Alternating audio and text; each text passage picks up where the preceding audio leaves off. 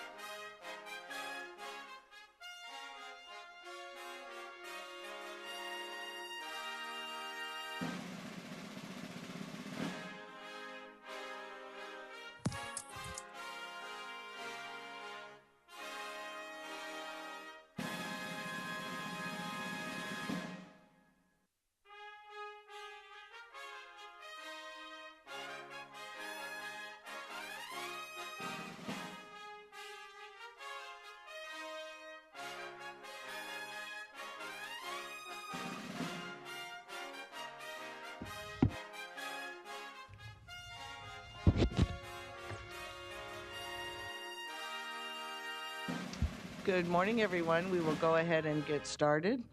A copy of the Open Meetings Act is located outside, as well as on our website. And there's an automatic external defibrillator that is available on the back wall of the Legislative Chamber. Please stand for a Pledge of Allegiance. I pledge allegiance to the flag of the United States of America and to the republic for which it stands, one nation under God, indivisible, with liberty and justice for all.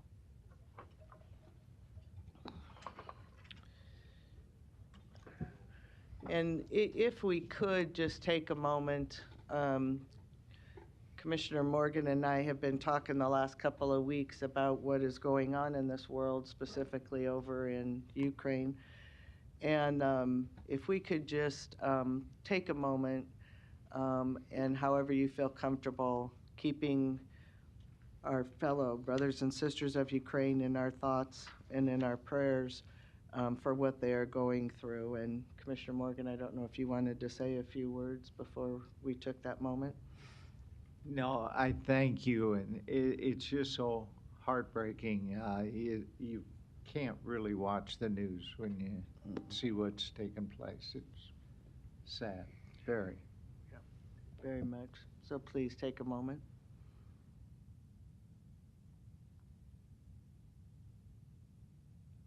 Thank you. Mhm.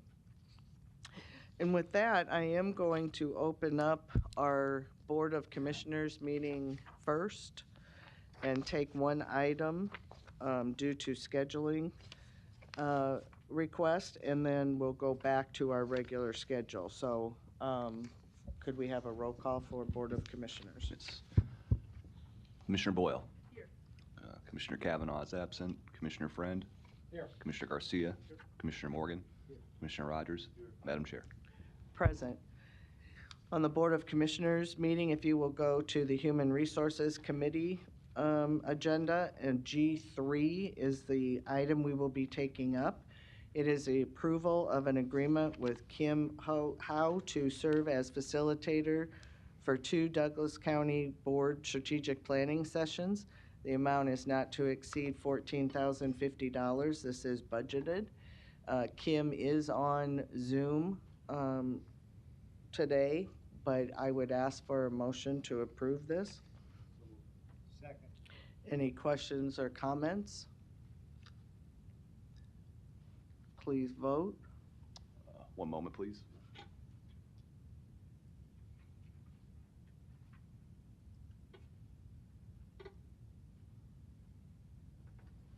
Okay, thank you.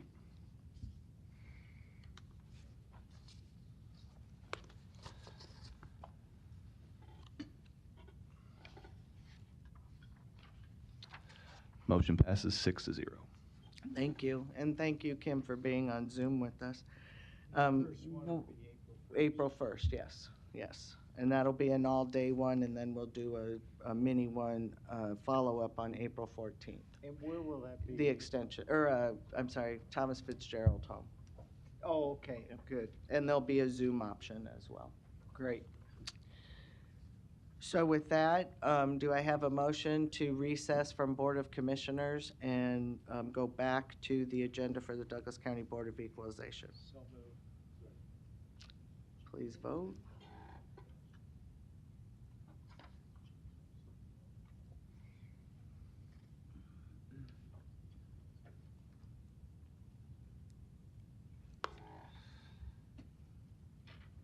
Motion passes 6-0. We will move to the agenda for the Douglas County Board of Equalization. Roll call, please. Commissioner Boyle. Here. Commissioner Kavanaugh is absent. Commissioner Friend. Here. Commissioner Garcia. Here. Commissioner Morgan. Here. Commissioner Rogers. Here. Madam Chair. Present. Item A, approval of the minutes of the Board of Equalization meeting held Tuesday, March 1st, 2022. And item B, call for a meeting and set Tuesday, March 22nd, 2022 as a date for the hearing on certified assessment corrections reflecting the addition of omitted property to the tax rolls or increased value on property. Is there a motion to approve A and B? Second. Motion by Commissioner Rogers, second by Commissioner Morgan. Any questions or comments? Please vote.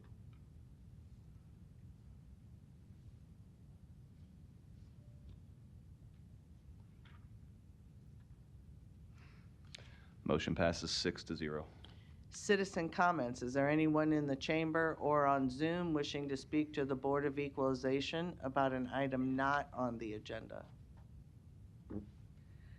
Seeing none, we will move to resolutions. And I do have a question, though. Resolutions are D through H. Is there a motion to approve?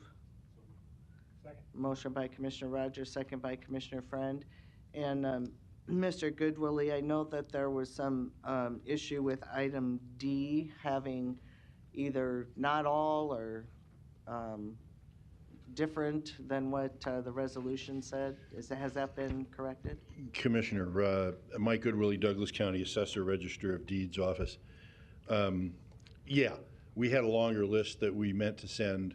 There was some kind of a clerical list, and so the only things that Sharon got, I think, were what's on the list for today. So the others will come up at a future meeting. Thank you. There isn't any kind of an imminent deadline for any of them. So, yeah, It's okay. we just caught the error yesterday, and it seemed like it was too late to fix it for today, so we'll just send the others up. Okay, perfect. So with that, does that motion for the resolutions approval include adjournment? All right. Any questions or comments? Please vote.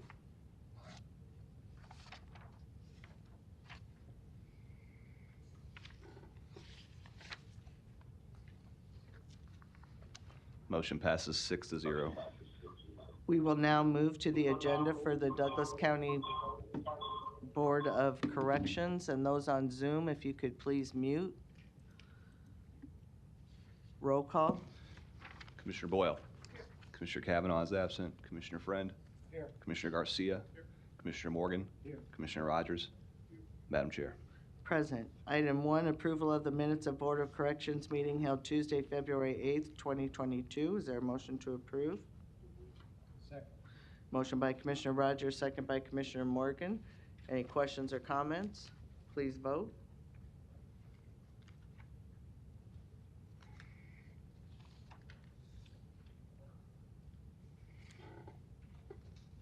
Commissioner Rogers.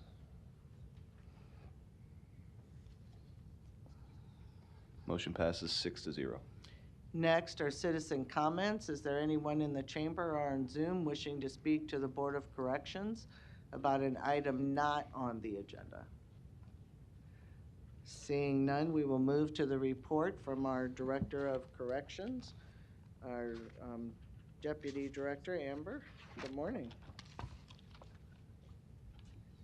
Good morning, Commissioners. Amber Redmond, Deputy Director of Corrections. Unfortunately, Director Myers is out with an illness today, so I'll be filling in for today's board report. We have completed the 8th month of our fiscal year, and we do remain under budget. We still did have a high amount of overtime costs during the month of February. You'll notice that there's a kind of a disclaimer on there that we may end up changing this number a bit. For anybody who is unaware, Kronos, which is the company that manages our telestaff scheduling software, had a major cybersecurity attack that took our product offline for a little over a month, I believe. So now that that's coming back and we're repopulating it with all of our data, we may see a slight change in that number. But it is still elevated, mostly because during the month of February, we were still rebounding from that high number of staff COVID positives that we experienced during January. Director Myers reported last month that we had over 90 people infected during the month of January, all at one time. So as you can imagine, some of those quarantine periods moved into the month of February, and we were still kind of rebounding from that. We did declare ourselves officially COVID-free on February 25th when we were able to kind of clear our last inmate housing unit from quarantine. So with that said, we do feel that we're in a good position to make some changes towards normalcy. You'll see it noted here that for the first time in nearly 2 years, we will be reinstating our community service projects that we have historically supported. We will once again be supporting several nonprofit agencies representing a variety of worthy causes, from food banks to neighborhood cleanups to housing and events for youth. So that's a really exciting change as we start to move towards more normalcy within the facility. There's no significant changes to report with the 24/7 program. You will see here with some of the programs over at CJC, work release, house arrest, reentry assistance program, there is still a lag in some admissions to some of those programs. Again, that's kind of a result of us clearing our housing units from COVID quarantine. The CJC cleared quicker than some of the housing units within the main facility, but obviously that's where the inmates transfer from, so we needed some of those units to clear to work up our number of admissions into the criminal justice programs. Under the reentry services and therapeutic communities section, you'll find that there was a significant increase in the number of individuals admitted to therapeutic community units. Last month we reported there were 72 individuals admitted, and for the month of February there were 123 individuals admitted into those communities. Again, kind of another sign that we've made it through that COVID surge. We did graduate 4 individuals achieving their GED, including 2 of those housed in maximum security. And in this area as well, we did resume in-person programming, again, as we kind of cleared some of those units from the required quarantine periods. We're moving out of virtual programming and back to in-person programming, so that's a good shift for us. Moving on to the personnel enclosure, we did conduct a new hire graduation just on Friday, and that was actually our first in-person new hire graduation in 2 years as well. So friends and family were able to be present for that. So we will begin sending you all invitations for graduation as well as we kind of resume in-person new hire graduation, 10 new correctional officers graduated from the academy on March 4th. We did promote 6 officers from CO1 to CO2 during the month of February, and we were able to promote a sergeant. So congratulations to Officer Jesse Gertis, who was promoted to sergeant during the month of February. We are finalizing our next new hire class that's scheduled to begin on March 21st, just later this month. The update I received yesterday was that we have 14 people slotted for the next new hire class. So hopefully that number will stay as we inch closer to that start date. Looking at the inmate population, we did see a small dip in our average daily population to just over 1,077. It's a reduction of 30. I was watching that low number. We had a low of 1,019 during the month of February, and I was really hoping to see that dip below 1,000. We haven't seen that in years, but we didn't quite get there. I will talk a little bit more about this later under other noteworthy items, but because we have taken action to lift a lot of our COVID restrictions, all of our COVID restrictions, in fact, within the facility, we may be able to talk about closing some of our housing units now that we no longer need to have that mandatory quarantine period for new intakes. So we're just kind of watching that number for the next 4 weeks since we lifted all of our restrictions at once because we had no known COVID within the facility. We're just going to kind of see how things play out, and we will be making efforts to close housing units wherever possible. Looking at the medical enclosure, the number of inmates sent out for emergent medical care and hospitalization was down a bit from the previous month, which does help our overtime numbers, but 51 days of hospitalization is still a really high number. I know Director Myers has talked about this in the past. That's the equivalent of opening an entire housing unit for one person sitting at the hospital while we have an officer present with that individual. So that's another number driving some of our overtime costs. Skipping down to the other noteworthy items, there are several other noteworthy items worth mentioning here. Again, we declared ourselves officially COVID-free during the month of February 25th, when we cleared our final quarantine housing unit. We've had just a trickle of staff positives within the month of February, so that's certainly manageable. Also during the month of February, with the assistance of the Douglas County Health Department, we administered 116 first doses of Moderna, 37 second doses of Moderna, and 68 booster doses of Moderna. A couple of things worth mentioning here. Due to a decrease, this number will decrease due to changing protocols from the CDC regarding the frequency of which you administer the Moderna doses. They increased that from the 4-week timeline to an 8-week timeline between the first dose and second dose. So we will see a decrease in the number of doses that we're administering at the facility because of that change. And unfortunately, we are going to lose the assistance of the Douglas County Health Department. They have been so helpful with us battling our COVID surge from within the facility. They were sending a staff member on site to help administer vaccine doses. And as COVID has cleared from within our facility, they're going to make their way back out in the community to try and increase those efforts.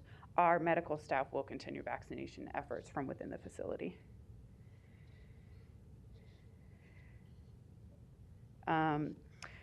Director Myers submitted a plan to the Douglas County Health Department to manage COVID risk levels on an ongoing basis moving forward at the end of the month.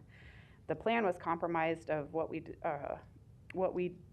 have defined as green status, yellow status, red status, basically a system in place for monitoring COVID from within the facility.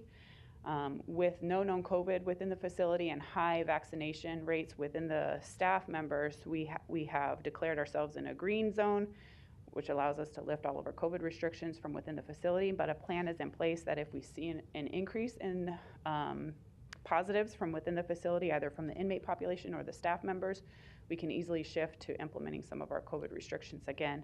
So this is a plan in place, again, working in conjunction with the health department on how to manage life and with COVID moving forward from within the facility. We are making progress on our body-worn camera project. We hope that will be implemented sometime around April 1st. And the last bullet point there is a nice summary for you guys to breathe through when you have a moment of other significant ongoing projects that will certainly keep us busy for the next several months. Okay, Any questions? thank you, Amber. No questions. Again, I think it's a great news that we're able to get back to normalcy, if you will.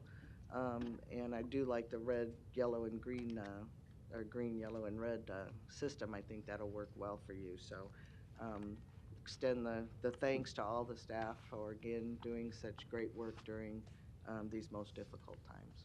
Will do. Thank you. Thank you. Give Mike our best. Yeah. I will. Hope he feels better. Yes. I will. Thank you. Appreciate you. Yes, but- that's right. All right, with that, do we have a motion to adjourn? Motion by Commissioner Rogers, second by Commissioner Morgan. Oh, I'm sorry, did you have a question on the corrections? We already passed that for corrections or for Board of Correction? Never mind. Okay. Please vote.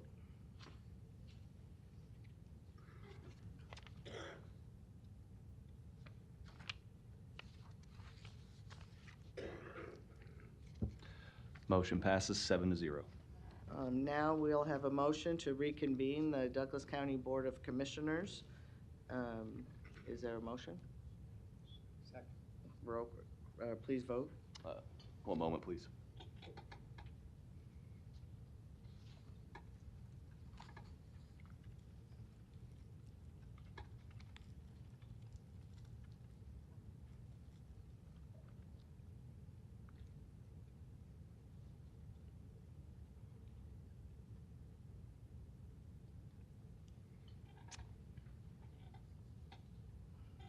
And I'm sorry, Madam Chair, can I get who made that motion in second?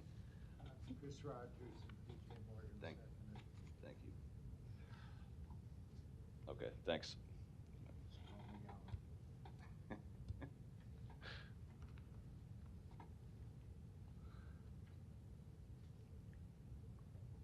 Commissioners, it's okay to vote now.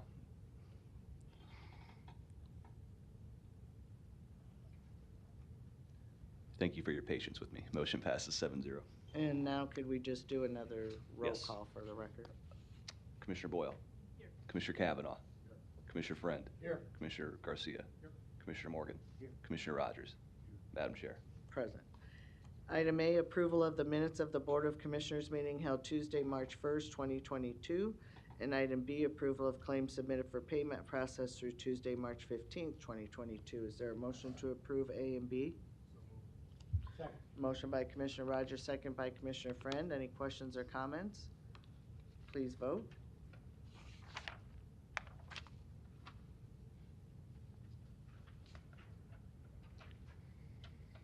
Commissioner Garcia.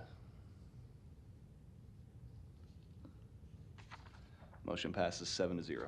Next is our consent agenda, items A through F, and there has been a request for A. There's a question on it, and so we'll pull that. And so is there a motion to approve consent B through F? Second. Motion by Commissioner Rogers, second by Commissioner Morgan. Any questions, further questions or comments? Please vote.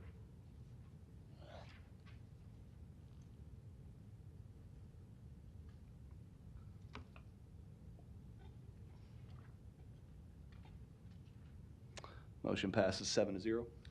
We'll go back to consent agenda item A. the MOU between Douglas County Department of Corrections and the President and Fellows of Harvard College on behalf of the Access to Justice Lab. And Commissioner Boyle, you had a question? I just had a question about, as far as this research goes with inmate information, I wanted to make sure that there were privacy laws and ways to protect the individual data on those who are incarcerated. Sure. Good morning. Justine Wall, Department of Corrections, Rehabilitative Services Administrator. We did speak in length about the confidentiality of the people who will participate in the study. Their identities will be known to the case managers who will be working with the individuals outside of corrections. So once they're identified within corrections and are released, they will be working with a case manager to follow their progress throughout this project.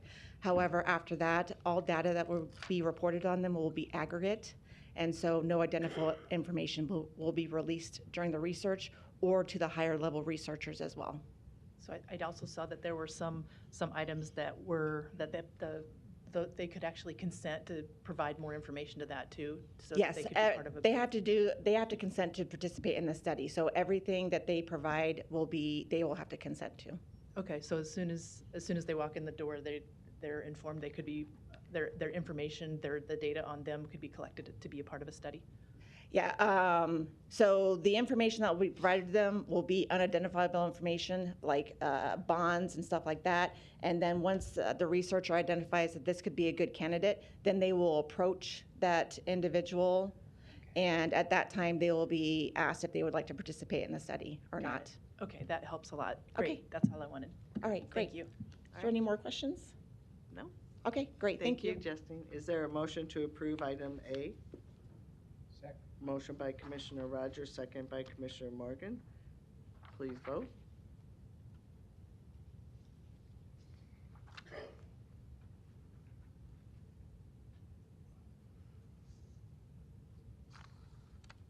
Motion passes 7-0. We have two recognition and proclamations, and the first is one for the celebrating the 50th anniversary of our Older Americans Act senior nutrition programs. And this is whereas 50 years ago, on March 22nd, 1972, President Nixon signed into law a measure that amended the Older Americans Act of 1965 to include a national nutrition program for individuals 60 years and older. And whereas for 5 decades, this landmark law has helped to fund community-based organizations like senior nutrition programs and is still the only federal program designed specifically to meet the nutritional and social needs of our older adults. And whereas this year, senior nutrition programs from across the country are joining together for the March for Meals awareness campaign to celebrate 50 years of success and to garner the support needed to ensure these critical programs can continue and address the food insecurity and malnutrition, combat social isolation, enable independence, and improve health for years to come. And whereas the senior nutrition programs, both congregate and home delivered, in Cass, Dodge, Douglas, Sarpy, and Washington counties have served our communities admirably for 50 years in Nebraska. And whereas the volunteers for the senior nutrition programs are the backbone of these programs and not only deliver nutritious meals to our seniors and individuals with disabilities who are at a higher risk of hunger and isolation, but also provide caring concern and attention to individuals' welfare. And whereas the programs provide nutritious meals that help maintain seniors' health and independence, thereby helping to prevent unnecessary falls, hospitalizations, and or premature institutionalization. And whereas these regional programs also provide a powerful opportunity for social connection for millions of seniors to help combat the negative health effects and economic consequences of loneliness and isolation. And whereas senior nutrition programs in Cass, Dodge, Douglas, Sarpy, and Washington counties deserve recognition for the heroic contributions and essential services they provide amid the COVID-19 pandemic. and will continue to provide to our local communities long after the pandemic is over. And whereas the senior population is increasing substantially, and action is needed to now support local nutrition programs through federal, state, and local funding, volunteering, donations, and raising awareness to ensure that these vital services can continue to be delivered for another 50 years. Now therefore be it resolved by this Board of Commissioners, Douglas County, Nebraska, that this board does hereby proclaim March 22nd, or 2022 as the month to celebrate the 50th anniversary of the Older Americans Act senior nutrition programs, and urges residents to take time this month to acknowledge our senior nutrition programs, honor the seniors they serve, the volunteers who care for them, and to recognize these efforts enriching our communities and helping to fight senior hunger and isolation in America. Dated this 8th day of March, 2022. Is there a motion to approve? Second. Motion by Commissioner Rogers, second by Commissioner Boyle. And I would just like to say that through our Eastern Nebraska Office on Aging, that's where the Meals on Wheels program is housed and where they're delivered. And if you ever get a chance to go on a home delivered meals route as a volunteer, you should take that opportunity, because it will just open your eyes to what this resolution talked about in terms of the social part of helping the seniors. Again, not only giving them a nutritious meal, but having that connection to a human being. And a lot of the folks that we serve through this program are our frail elderly, and they so much appreciate the meal and the human contact. So again, it's amazing that it's 50 years old, really, but it's a fantastic program. So please vote.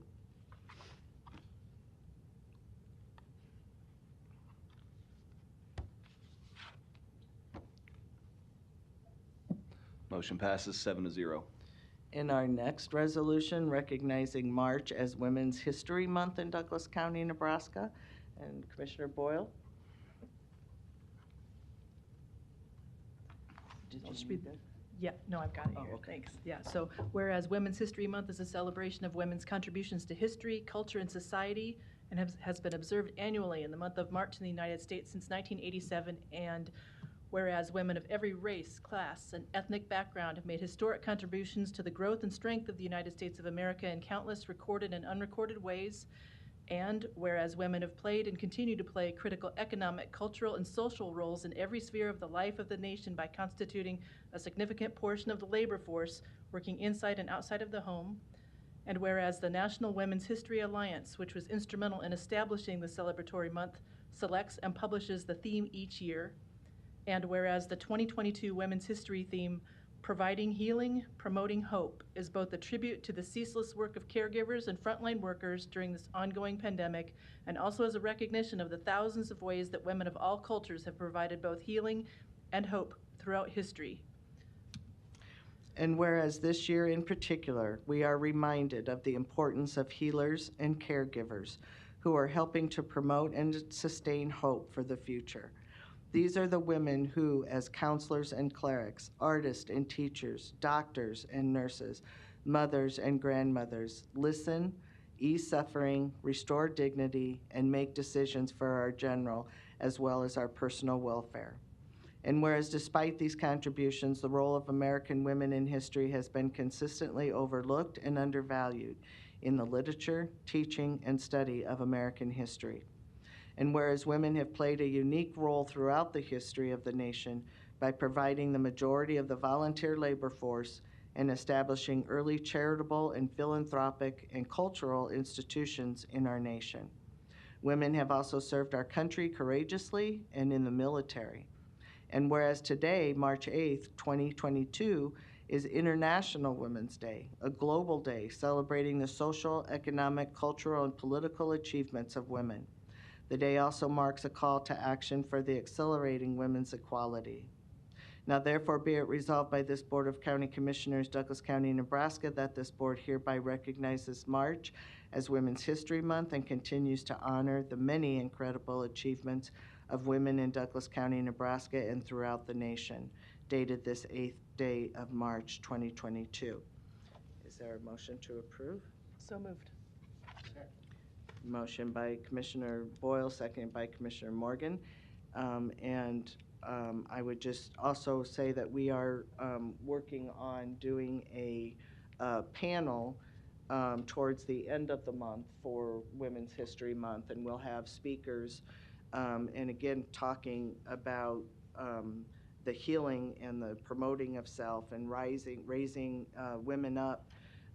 That will be kind of the theme and the message that Commissioner Boyle and I would like for the panelists to display during their presentations. And so when we get more information about that, we'll bring it back, but just so you know, that is in the works. So with that, please vote.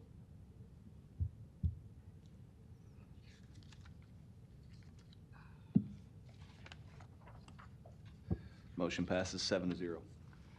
And then we'll move to citizen comments. Is there anyone in the chamber wishing to speak to the Board of Commissioners about an item not on the agenda? Good morning, Larry Storr, 5015 Lafayette Avenue, Omaha, Nebraska. Our nation is built on having trust in our elected bodies and people. But all across our country nowadays, we see insidious attempts on the ability of people to be held accountable. I can only vote for one person, in or out. I can't vote for anybody else. So we have this insidious attack of independent bodies that are not responsible to anybody per se, not elected, but they help write the laws for you people to pass, all the way up from the lowest city elected position to the state and the federal government. But we, the people, it's our Constitution, and it is supreme. So when you're passing these laws and talking about legislation, and by the way, I did attempt to get up to speak on a couple of those things that were on the agenda, but you weren't looking, so I didn't get to.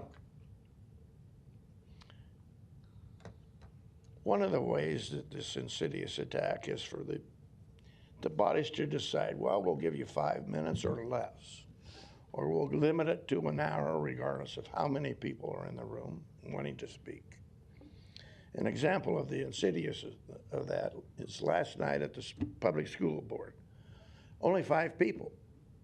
Maybe they get 5, maybe they don't, because they like to flick the switch off with the microphone sometimes. But they say, right, the words matter. They say, we'll give you a whole hour, no matter how many people are in the room. That's not really being able to address your elected bodies. And I think that is against the Open Meetings Act. But we continue to ask for discussions on that and never get that.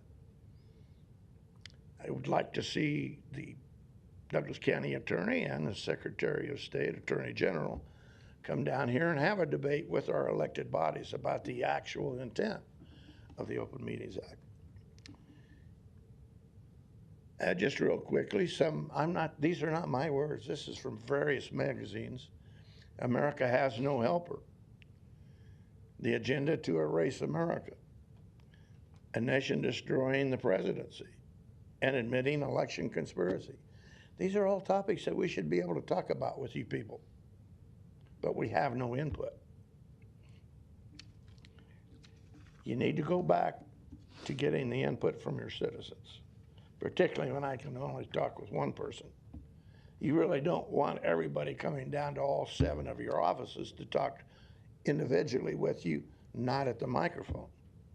I think you need to hear them as a general body of people that elected you. Thank you. Thank you. Anyone else wishing to speak to the board about an agenda item not on the agenda, or an item not on the agenda? Good morning. Morning.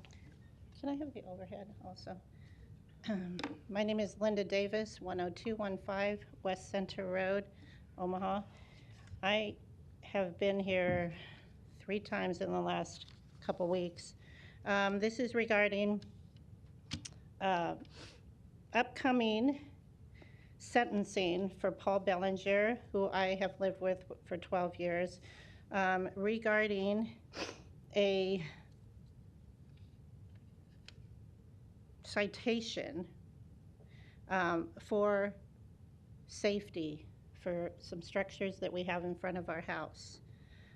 Also, the other one is for water collection. We plant, you would not believe how many buckets in the back of vegetables that I give to the neighbors, or I sell at a farmer's market, or we go down to nursing home.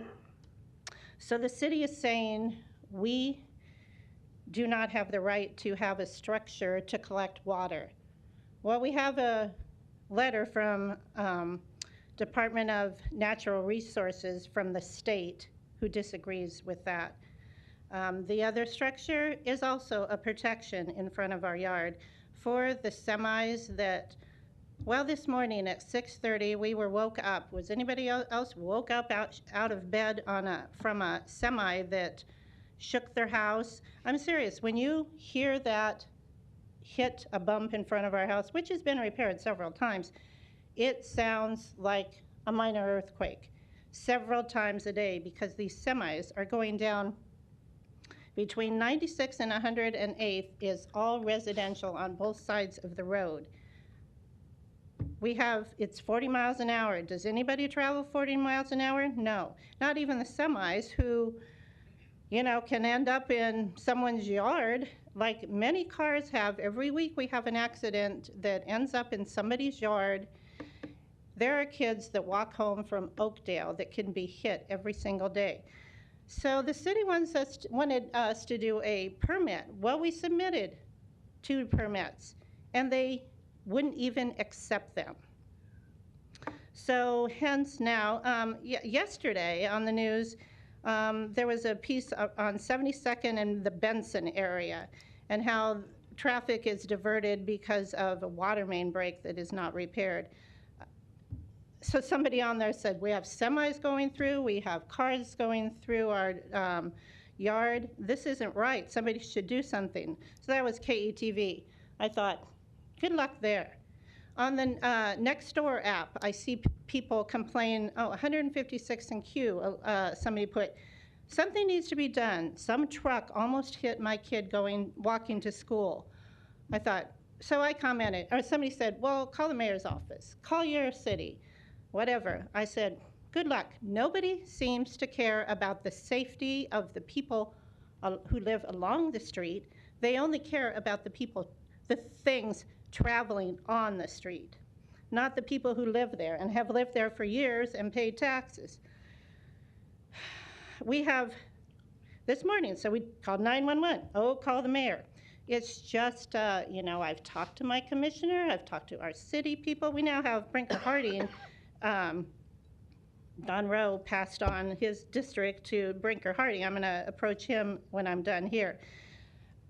March 17th, 9 days from now, Paul has a sentencing date for guilty of 2 city code violations for trying to protect his property. 1 minute. They want us to tear it down. This is his, how do you do this? Sorry. His court date. It's March 17th, 10:30. Courtroom 330. I'm going to give Dan a copy of this. He can certainly give it to our Commissioner Kavanaugh. It has our attorney's name, number, my phone number. Something needs to be done. Like Larry said, this is obviously happening, these kinds of things in everybody's neighborhood. We should all be concerned. Paul is just a spokesperson for our neighborhood. This isn't just about us. Other people have called his attorney that they experience the same thing. We have given him solutions, and it's just ridiculous for a 62-year-old man to go to jail for a year for trying to protect his property. Thank you. Thank you. Next, or anyone else wishing to speak to the board about an item not on the agenda? Seeing none, we will move to our presentation, which is our COVID-19 update and COVID-19 vaccination plan update presented by Dr. Lindsay Hughes. Good morning. Good morning.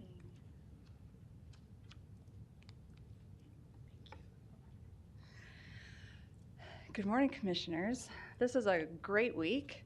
I am so happy to show you my face for a change.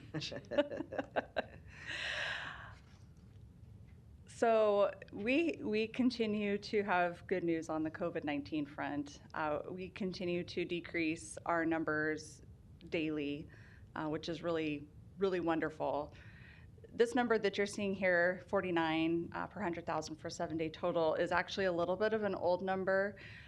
We're having some issues with our data mart, and so you're going to probably see a little bit of fluctuation here. But today, today's number is actually a bit lower than this. So we are finally into the moderate category of transmission for COVID-19. It's just not reflected here just yet. So on our transmission tracker here, because we're having our data issues, this just hasn't been updated yet. So that'll be coming. I also just wanted to let you know that because of the way that the state has started to report and track reinfections, you might see some fluctuations in our data. However, if we look at the whole picture, you're going to continue to see that we're decreasing our rates, which is just wonderful news. So I wanted to warn you, if you see these numbers kind of jump and go down and things like that, for a couple days anyway, it's likely because we're trying to incorporate those that new reinfection data. All right, test positivity also continues to decrease. And currently we are sitting at 5.6. So that is definitely getting very close to where we like to be. So that is also contributing to our status with our current transmission in the community.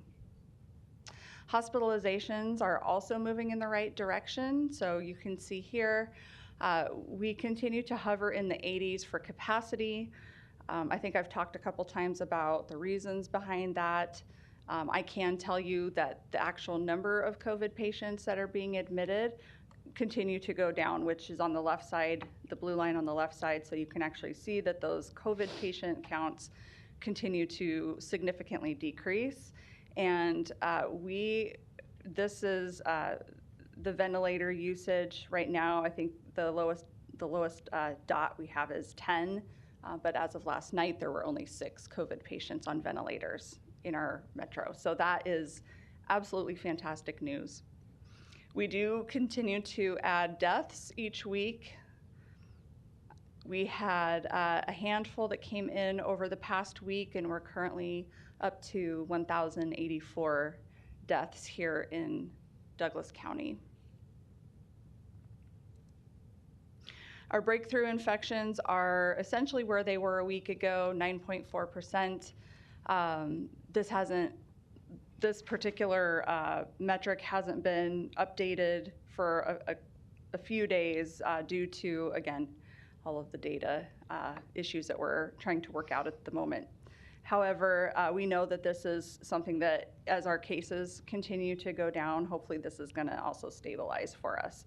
Since people tend to become ill with COVID more frequently when they are not boosted, and we're still seeing low booster rates, we could still see some of those breakthrough infections happening. So that won't be a surprise to us. If we saw this number going up significantly, then we would definitely want to ask what was happening there. And our deaths in this population, which is those who have been vaccinated, continues to remain under 1%. So very low percent there, very low rate of death for those who have been vaccinated. So we know that it does a good job of protecting people against that severe illness and death. Vaccinations continue to happen, although very slowly. So you can see that on this particular chart, it probably looks pretty similar to the one that you looked at last week. We are currently at 70.4% of all of our residents having at least one dose, and 80.4% of our over 12 population having one dose. So lots of people have at least started their series, and we want to see them continue that.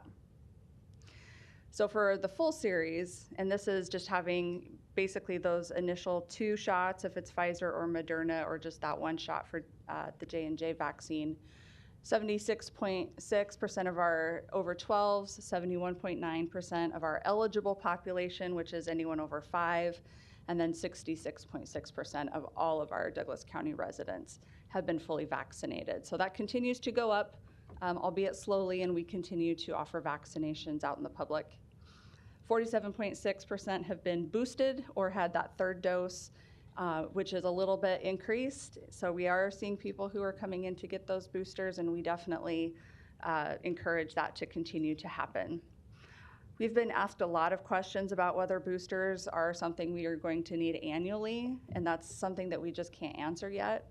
I think that the overall feeling is that that's something that we may be offering annually for people, but that's not something official that's been rolled out from ACIP or anything like that. So we'll certainly keep you updated in the weeks and the months to come on any developments around that. I feel like that might have been my fastest update ever. However, I think that's all I have.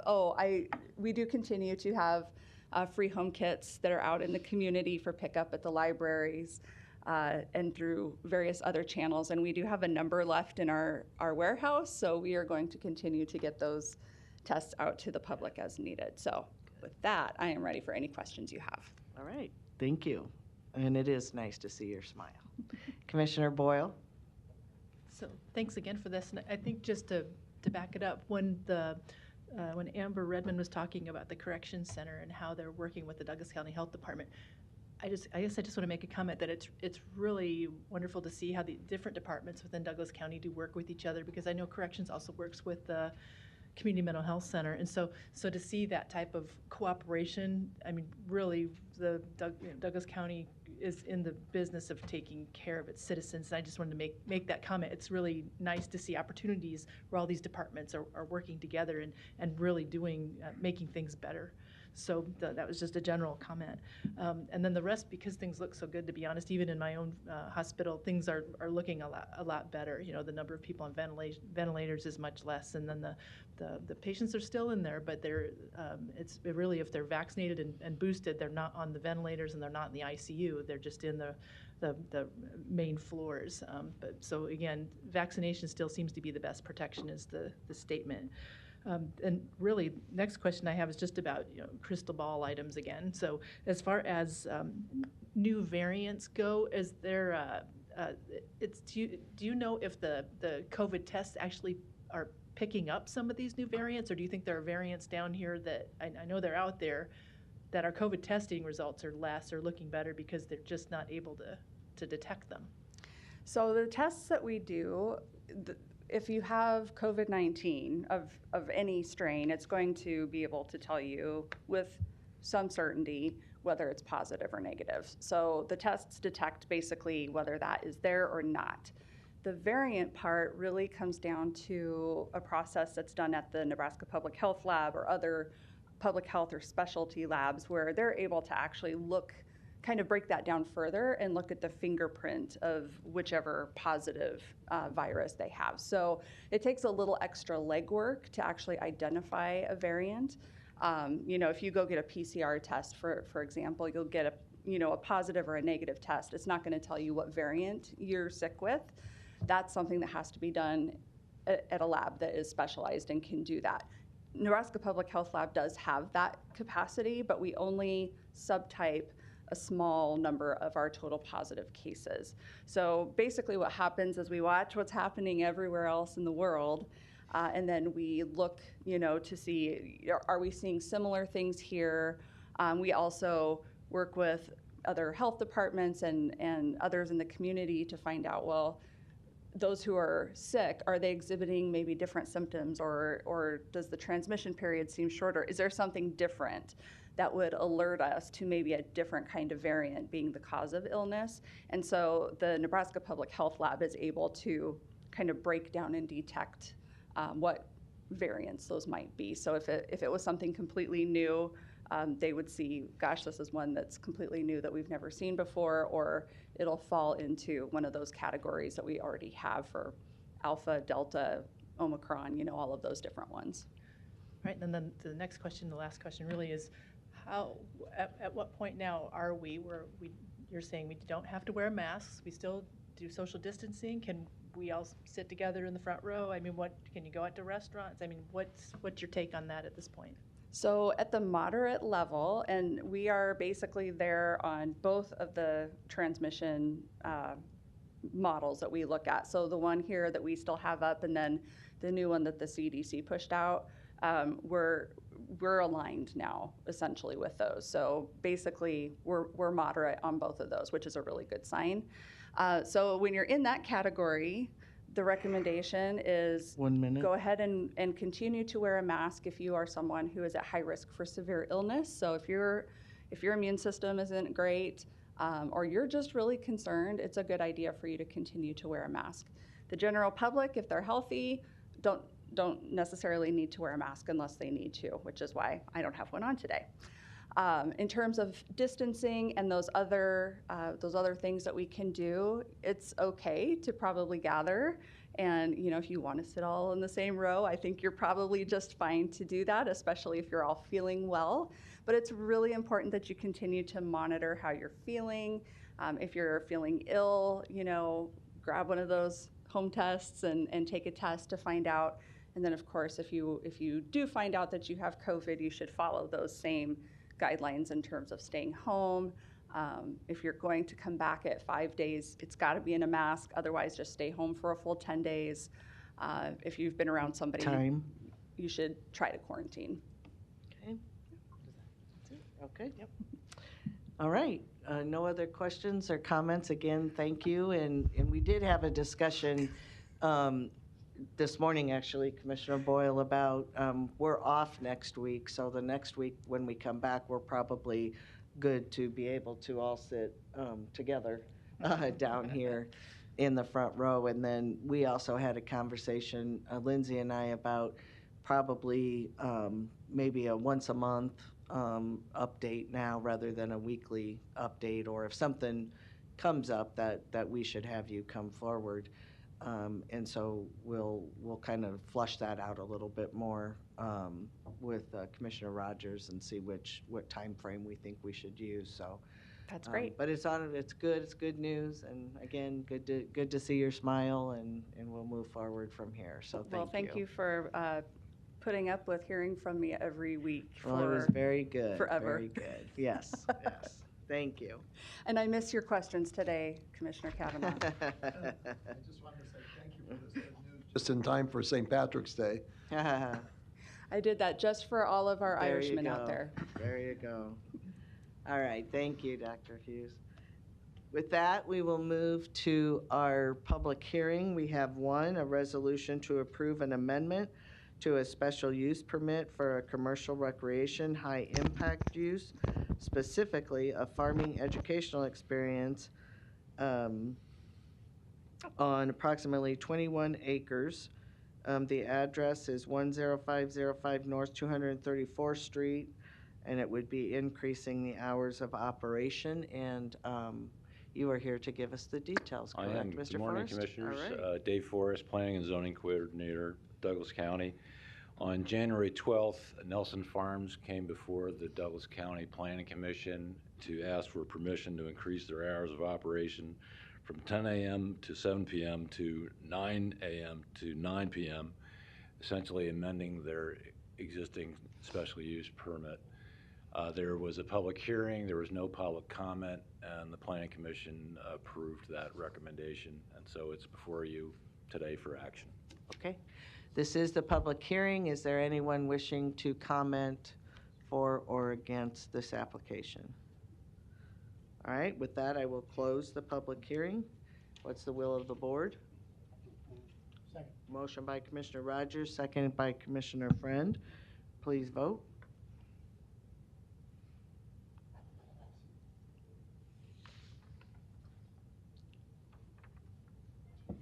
Motion passes 7-0. Next, we'll move to committees, the Budget Committee, Finance Committee, the budget report as presented, unless Commissioner Morgan or Friend have anything they want to say. Comment for a moment. I haven't recently said it, but I want to thank Joe Lorenz, our finance director, for over 11 years for the excellent work that he does. I know Mike Friend and I have been talking to him every week, and sometimes on the phone or in person.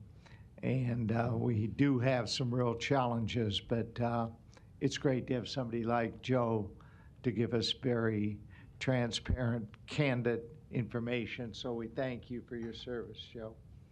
Thank you, Commissioner Morgan. With that, we will move down to Human Resources, the weekly personnel report from Civil Service as presented. The legislative update, this is the final week for committee hearings. Bill,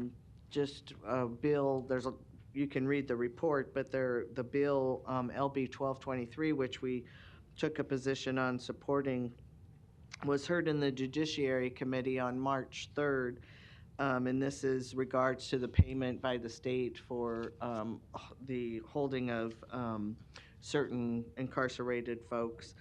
And proponents, Commissioner Deb Shore from Lancaster testified and noted our support of LB 1223.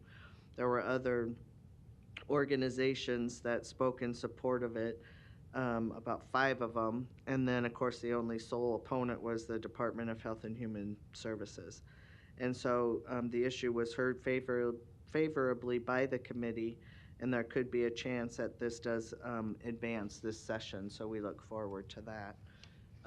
But with that, again, with the committee hearings being over the final week this week, they'll start a full floor debate, and we will keep you posted if anything comes up. Commissioner Boyle? Related to that so much, but just to remind folks that there's a community services meeting at 2 p.m. today. Okay. Any other questions or comments on legislative items?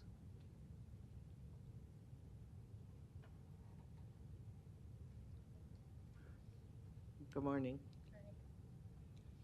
Linda Davis, 10215 West Center Road, Omaha. So can you get holding incarcerated people, LB 1225, can you just briefly describe what that was? Yeah, so LB 1223 would allow the payment from the state to the counties for holding individuals longer than, I think it was 10 days, but let me find the bill again. I don't know if Marcos is, but that's what it would be, is us getting a reimbursement from the state for individuals that are placed in our county jails, and that they're just holding there due to placement problems. So the state would begin to reimburse the counties for those after a certain date. Because of placement issues, what did you mean by that? So a lot of times individuals in our county jails are held or sit there because there's not a place for them to go. Or waiting Waiting sentence? placement, waiting, yes. Okay, yes. okay. So why not just send them home? You know, especially, I mean, there's so many, I'm sure, individuals in there that are in there for reasons that aren't really life-threatening to anybody else. This is still the back to the position of Paul possibly being incarcerated. You know, that's a minor city ordinance, someone going to be incarcerated for that. So why not dismiss it? Why not just send them home? Just fine them. But the city is not that's not enough for them. They want him to take down his structure and, well, we're possibly going to put you in jail also. Just incarceration for something that is minor is, people should just be able to protect themselves. Thank you. Once again, as Larry said, you're elected officials. I appreciate you letting us speak because the city meetings, they do not. But you are elected and you need to listen to the people and you need to act. Thank you. Thank you. Anyone else wishing to speak on legislation?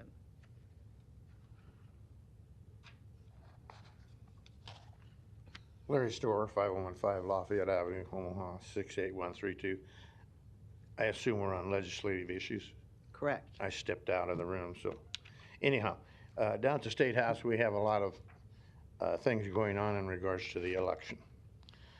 And I think the citizens of the state particularly need to hear open debate on those election issues. And in order to have an open debate and information on it, we need to hear from our Secretary of State and from our Douglas County Election Commissioner. The reason I say that is I've been to 3 different meetings where a lot of very well informed and educated and technically inclined people have made presentations that prove there were some extreme irregularities across the nation, particularly in 5 or 7 states that are keyed in on irregularities at the very minimum. Because of the type of voting machine hardware and software and counting procedures.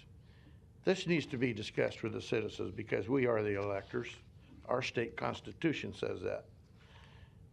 Moving on to another topic.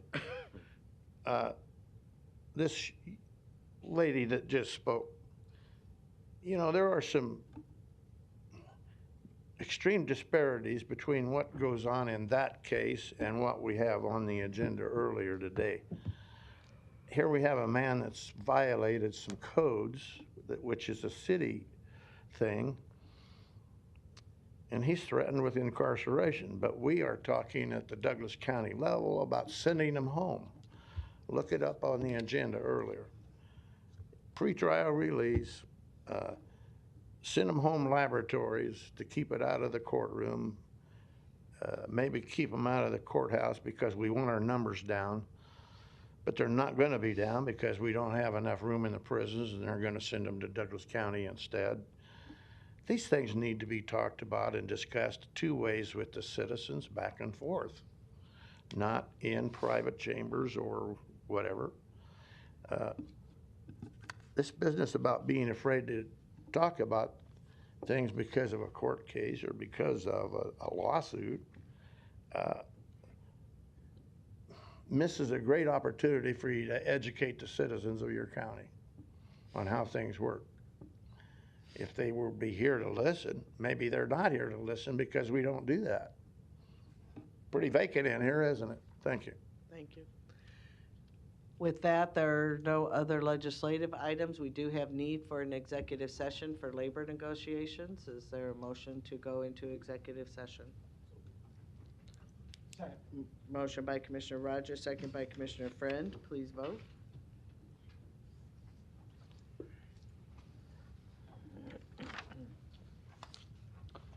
Commissioners Kavanaugh, Rogers, and Morgan.